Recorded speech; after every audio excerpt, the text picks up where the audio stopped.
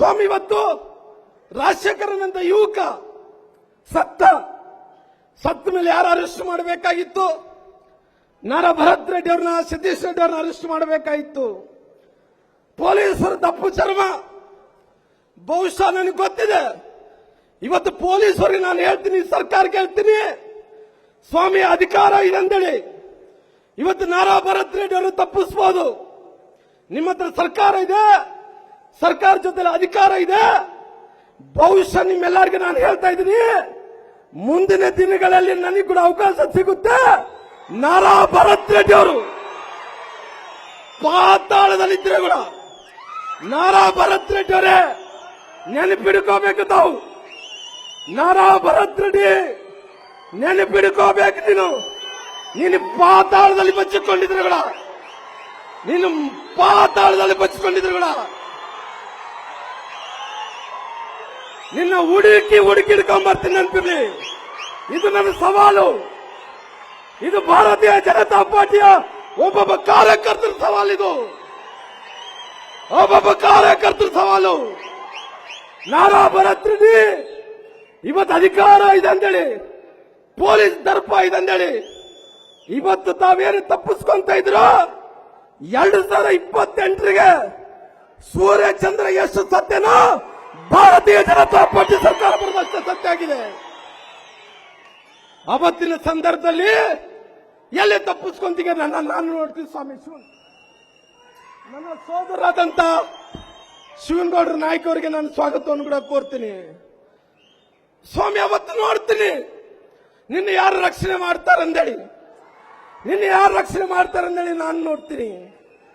ಬಹುಶಃ ರಾಜಶೇಖರ ಸದ್ಯದಗೋಸ್ಕರವಾಗಿ ಪೊಲೀಸರಿಗೆ ಕೈ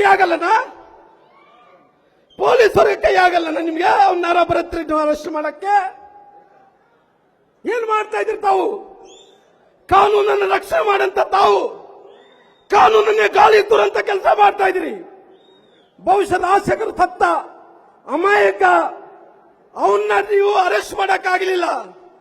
ಆ ಗುಂಡಿನ ದಾಳಿನಲ್ಲಿ ಶ್ರೀರಾಮ್ಲವರು ಜನಾರ್ದನ್ ರೆಡ್ಡಿ ಸತ್ತಿದ್ರು ಕೂಡ ಇದೇ ಪರಿಸ್ಥಿತಿಯಲ್ಲಿ ನೋಡ್ತಾ ಇದ್ವಿ ನಾವು. ಇದೇ ಪರಿಸ್ಥಿತಿಯಲ್ಲಿ ನೋಡ್ತಾ ಇದ್ವಿ. ಯಾರೀ ಜವಾಬ್ದಾರಿ?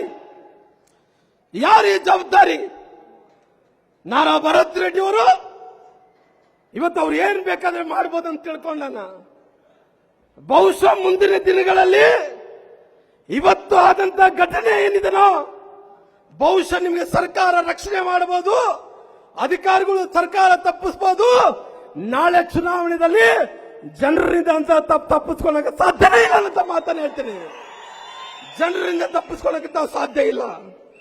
ನೀವೇನ್ ಮಾಡ್ತಾ ಇದ್ದೀರಿ? ಇವತ್ತು ಏನಾಗ್ತಾ ಇದೆ? 2.5 ವರ್ಷಗಳಿಂದ ಇವತ್ತು ಇಡೀ ಕರ್ನಾಟಕ ರಾಜ್ಯದಲ್ಲಿ, ನಮ್ಮ ಕಲ್ಯಾಣ ಕರ್ನಾಟಕ ಭಾಗದಲ್ಲಿ, ನಮ್ಮ ಬಳ್ಳಾರಿ ವಿಜಯನಗರ ಜಿಲ್ಲೆಯಲ್ಲಿ ಏನಾಗ್ತಾ ಇದೆ?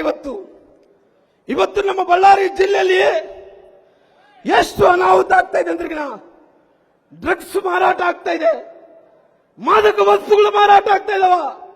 ಮಾದಕ ವಸ್ತುಗಳು ಫೋನ್ ಮಾಡಿದ್ರೆ ಸಾಕು, ಲೊಕೇಶನ್ ಕಳಿಸ್ತಾರ.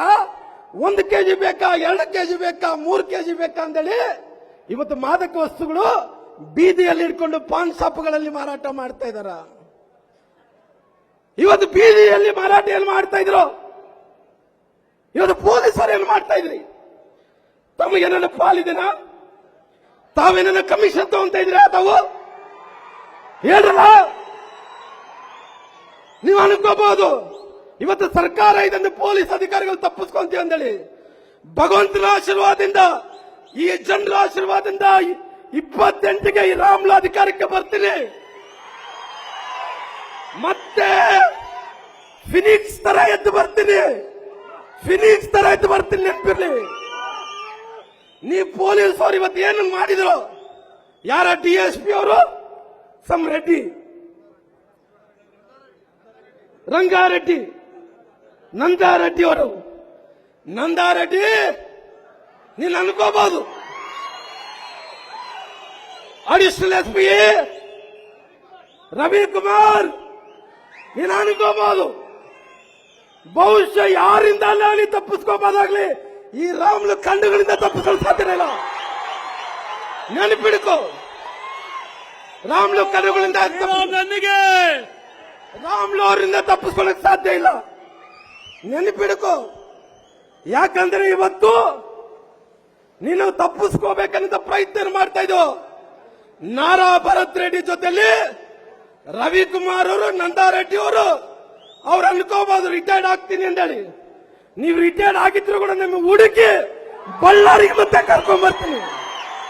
ನೆನ್ಪಿಡ್ಕೊ, ನನ್ನ ಹತ್ರ ಸಾಕ್ಷಿಗಳಿಲ್ಲ ಅನ್ನೋದಲ್ಲ, ನನ್ನ ಹತ್ರ ಎಲ್ಲ ಸಾಕ್ಷಿಗಳಿದಾವೆ. ಇವತ್ತು ಭರತ್ ರೆಡ್ಡಿ ಅವ್ರನ್ನ ಸುಮಾರು 2,000 ಮಂದಿ ಎಲ್ಲ ಕೂಡ ಯುವಕರು ಇವತ್ತು ಡ್ರಗ್ಸ್ಗೆ, ಇವತ್ತು ಬಹಳಷ್ಟು ಮಂದಿ ಡ್ರಗ್ಸ್ ನಿಷೇಧಕ್ಕೆ, ಗಾಂಜಾಗಳಿಗೆ ಇವತ್ತು ಅಭ್ಯಾಸ ಆಗಿ ಆ ಮಕ್ಕಳನ್ನೆಲ್ಲರೂ ಕೂಡ ಕರ್ಕೊಂಡ್ ಬರ್ತಾ ಇದ್ರು. ನಾನು ನೋಡ್ತಾ ಇದ್ದೀನಿ. ಅಲ್ಲಿ ಒಬ್ಬ ಲಾ ಅಂಡ್ ಆರ್ಡರ್ ನಮ್ಗಿಂತ ಕೈ ತಪ್ಪುತ್ತಂದ್ರಿಗಿನ ನೀವು ಯಾಕೆ ಆ ಗುಂಪನ್ನು ಚದುರಿಸಿಲ್ಲ? ಯಾಕೆ ನಾರಾ ಭರತ್ ರೆಡ್ಡಿ ಅವರು 2,000 ಮಂದಿ ಹಾಕೋ ಬರ್ತಾ ಇದ್ರಿ? ಎಸ್ಕಾರ್ಟ್ ಕೊಟ್ಟಿದ್ರಿ. ಜನಾರ್ದನ್ ರೆಡ್ಡಿ ಅವರು ಮನೆ ಹತ್ರ ಬಂದಿದ್ದಕ್ಕೋಸ್ಕರವಾಗಿ ಫೈರಿಂಗ್ ಮಾಡಿದ್ದಾರೆ. ಅವರು ಒಬ್ಬ ರಾಜಶೇಖರನ್ ಅಂತ ಯುವಕ ಸತ್ತೋಗಿದ್ದಾನ.